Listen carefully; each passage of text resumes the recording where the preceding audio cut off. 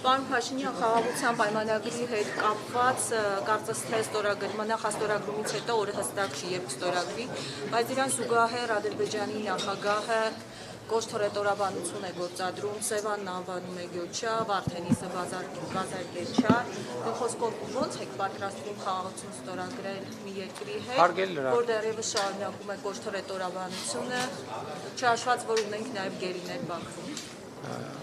Գիտեք, նախ ես ուզում եմ, որ մենք էլի ես կոնֆերանսի ժամանակ էլ ասացի, տեսեք, երբ որ դուք Ադրբեջանի նախագահի ասածը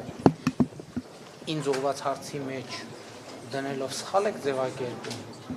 արդեն իսկ իմ ցանկացած պատասխան սխալ է, քանի դեռ հարցի բազան չի ճշտվել։ Հիմա ես ճշտեմ հարցի բազան։ Ադրբեջանի նախագահը ասել է, որ ցարական ժամանակների քարտեզի մեջ Սևան չի եղել ուրիշ ամեն։ Հիմա ես էլ ասում եմ այդ նույն քարտեզի մեջ Հայաստան կա, Ադրբեջան չկա, դա ինչ նշանակում։ Այսինքն խոսքը վերաբերվում է, իմիջայլոց ես նախորդ բրիֆինգի ժամանակ խնդրեցի լրագրողը ինձ պետք է տեղեկություն փոխանցել, ես էլ իրան այդ քարտեզը փոխանցեի։ Այսինքն հասկանում եք, պետք է մենք ճիշտ հարցը ճիշտ պետք է ձևակերպենք, որպես պատասխանը ճիշտ է։ Հիմա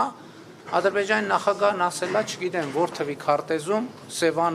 չի գրած է ուրիշ անուն։ Եվ ես էլ հարց եմ տալիս, ասում եմ, որ տենց հետ են գնում, միջև որ թիվը հետ գնանք։ Ինչ վերաբերվում է անազատության մեջ, գերության մեջ գտնվող մեր հայրենակիցներին, այդ հարցի պատասխանն էլ ունենք, դա մենք ամեն օրյա աշխատանք ենք անում այդ ուղղությամբ եւ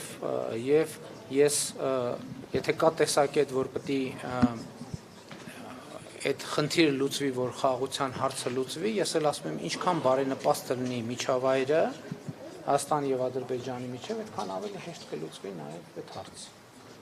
Այսինքն դիտանկյան խնդիր է, եւ ես կարծում եմ, որ եթե եւ խաղաղությունը մնացած բոլոր հարցերն էլ կլուծի։